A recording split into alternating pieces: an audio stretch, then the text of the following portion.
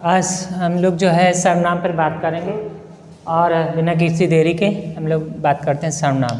सर्वनाम सबसे पहले आप संज्ञा की परिभाषा जानते ही हैं कि किसी व्यक्ति, वस्तु, स्थान, समूह इत्यादि को जो है संज्ञा कहते हैं।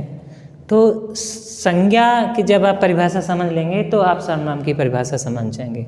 तो संज्ञा के स्थान पर जो शब्द प्रयोग किए जाते हैं सर्वनाम कहलाते हैं। उदाहरण वह जाता है, तो जैसे कि वह, वे, हम, तुम, मैं, कब, क्यों, कहाँ इत्यादि। तो वह ये आपका सर्वनाम है, ठीक है ना।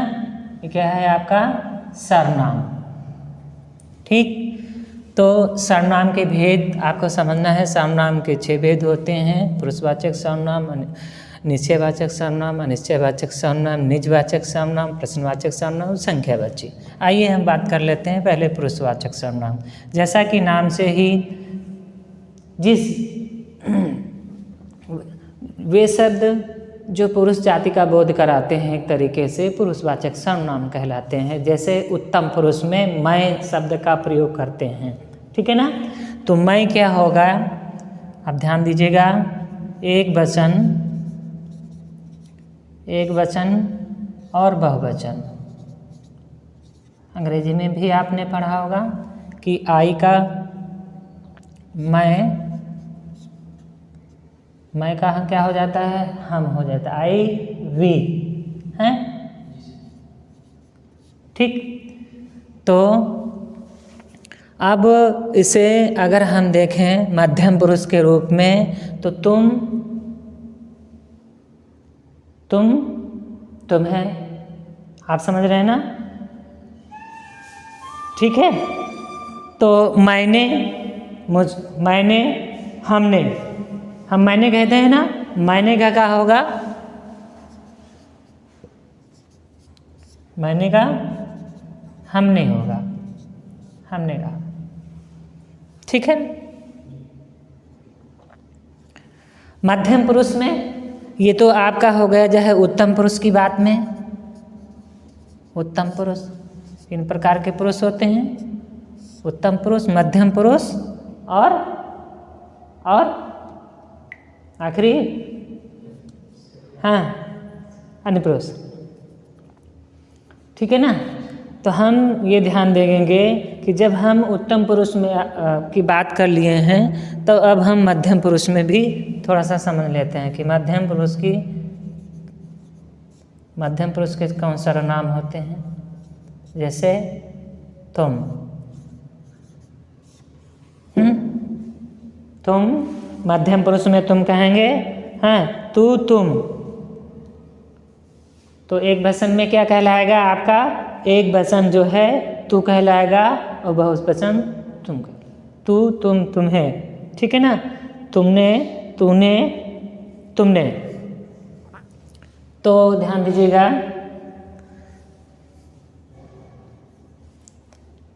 तू, तुम, तूने,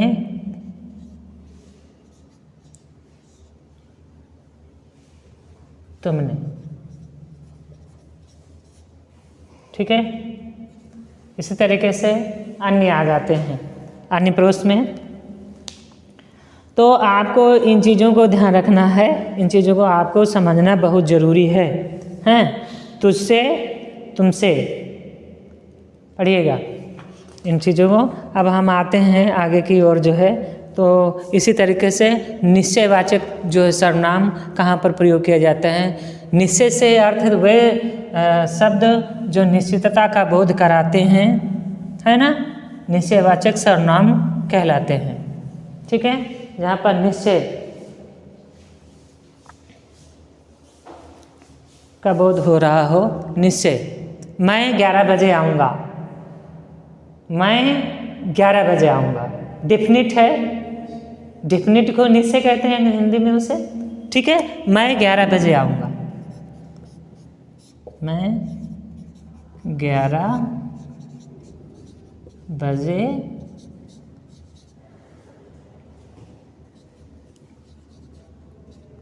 आऊँगा। तो इस वाक्य में जो है 11 बजे निश्चय प्रकट किया जा रहा है। तो जहाँ पर हम निश्चय प्रकट करते हैं वहाँ पर निश्चयवाचक सर्वनाम होता है। अनिश्चयवाचक सर्वनाम जहाँ पर मैं कब आऊँगा मैं बता नहीं सकता। देखिए यहाँ पर क्या है, 11 बजे भी हो सकते हैं, 2 बजे भी हो सकते हैं, 3 बजे भी हो सकते हैं, 4 बजे भी हो सकते हैं। तो जहाँ पर निश्चय न प्रकट हो रहा हो वहाँ पर अनिश्चयवाचक आपका सर्वनाम होते हैं। निजवाचक सर्वनाम जैसे कितने बजे, कितने शब्द है, कितने बजे आओगे। देखिए कितने शब्द है, ये आपका अनिश्चयवाचक सर्वनाम। यहाँ पर हाउ मेनी, कितने बजे, तो कितने शब्द क्या है, ये अनिश्चयवाचक है।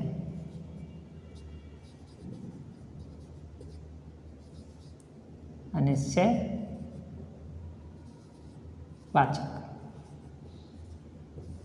ठीक है, बात समझ में आ गई। जहाँ पर बात बिल्कुल क्लियर ना हो, संदेह में हो, अनिश्चयवाचक सर्वनाम। दूसरा है निजवाचक सर्वनाम। निजवाचक सर्वनाम वे सर्वनाम होते हैं जो स्वयं के लिए प्रयोग किया जाए। मैं स्वयं आ जाऊंगा, क्या मैं स्वयं आ जाऊंगा, ये जो है आपका निजवाचक है। निज माने अपना, अपने के लिए है। आपने क्यों कष्ट किया, मैं स्वयं आ जाता।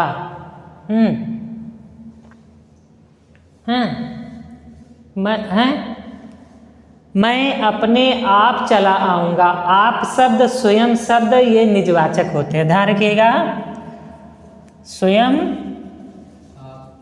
और आप। ठीक है, जिसको अंग्रेजी में योरसेल्फ, देमसेल्फ आप प्रयोग करते हैं, समझ रहे हैं ना। जहाँ जैसा प्रयोग होता है वहाँ उसको बदल लेते हैं, लेकिन हिंदी में सदैव वही प्रयोग होता है ना, स्वयं और आप। ये निजवाचक सर्वनाम है। अब प्रश्नवाचक सर्वनाम कब हो गए, जिस वाक्य में कब है, क्यों है, कैसे है, कहाँ है इत्यादि शब्दों का प्रयोग किया जाता है, वो प्रश्नवाचक सर्वनाम कहलाते हैं। कहाँ हो, कहाँ, कहाँ हो, कब से इंतजार कर रहा हूँ, तुम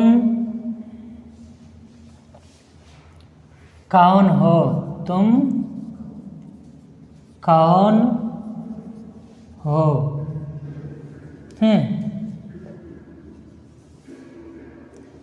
तुम यहाँ किस लिए आए हो, तुम यहाँ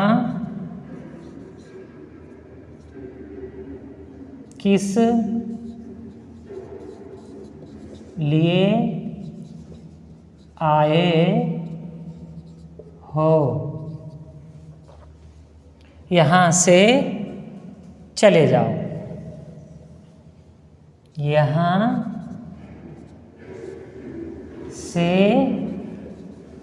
चले जाओ।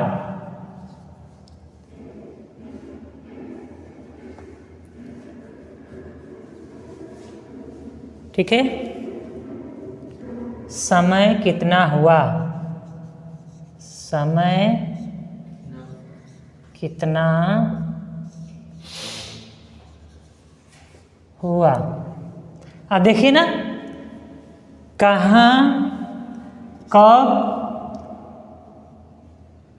कब, कौन, यहाँ किस लिए, यहाँ कितना, ठीक है ना। सभी के सबसे बड़ी पहचान होता है कि वाक्य के अंत में प्रश्नवाचक चिन्ह लगा होगा, और प्रश्नवाचक चिन्ह लगा होगा तो हमने बताया है कब है, क्यों है, कैसे है, कहाँ है, किस लिए, क्यों किए, हाँ, इत्यादि शब्द प्रयोग में आते हैं, वही प्रश्नवाचक सर्वनाम कहलाता है, ठीक है। दूसरी बात, अब आप नहीं भूलेंगे मुझे लगता है ना, संवाद शैली है पूरी, है ना। अब एक उदाहरण और सुन लीजिए, संख्यावाची सर्वनाम। संख्यावाची सर्वनाम होते हैं जहाँ पर संख्या का बोध होता है, ठीक है ना। संख्या कितनी बताई जा रही है, 8 रुपये दीजिए, 8 रुपये, तो 8 क्या है, रुपये, 8 रुपये ये संख्या है, तो जहाँ पर संख्या प्रदर्शित हो रहा है, 15 किलो अनाज चाहिए, 10 कुंतल गेहूँ, तो क्या है, 10 कुंतल संख्या है ना। 5 किलो चांदी, 2 किलो सोना या 50 ग्राम सोना, है ना। तो जहाँ पर संख्या का प्रदर्शन हो रहा हो वहाँ पर संख्यावाची सर्वनाम होता है। बात क्लियर, ठीक है ना। तो 10 रुपये, 8 किताबें, 10 रुपये दे दो, 8 किताबें, 8 किताबें लाया हूँ, किताबें लाया हूँ, 11 बजे जो है 4 बजे आऊँगा, ठीक है। ये आपका संख्यावाची सर्वनाम हो गया,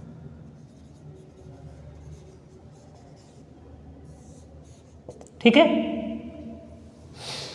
तो ये आपका प्रश्नवाचक था।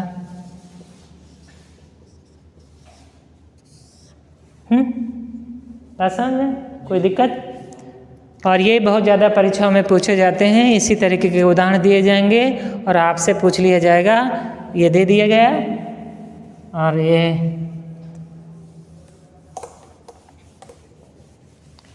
अब यहाँ पर ऑप्शन प्रश्न, कहाँ हो, में,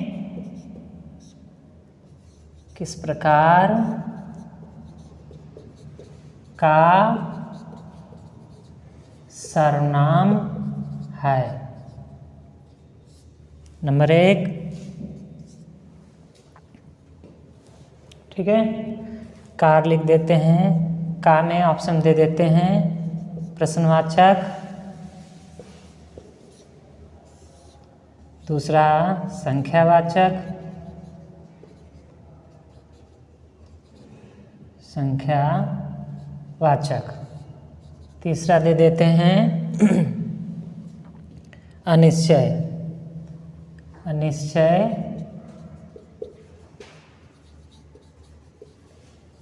अनिश्चयवाचक।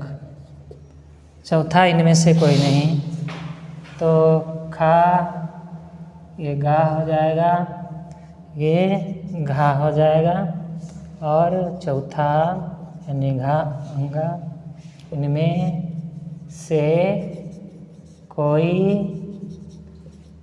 नहीं, ठीक है ना। तो आप समझ रहे हैं ना।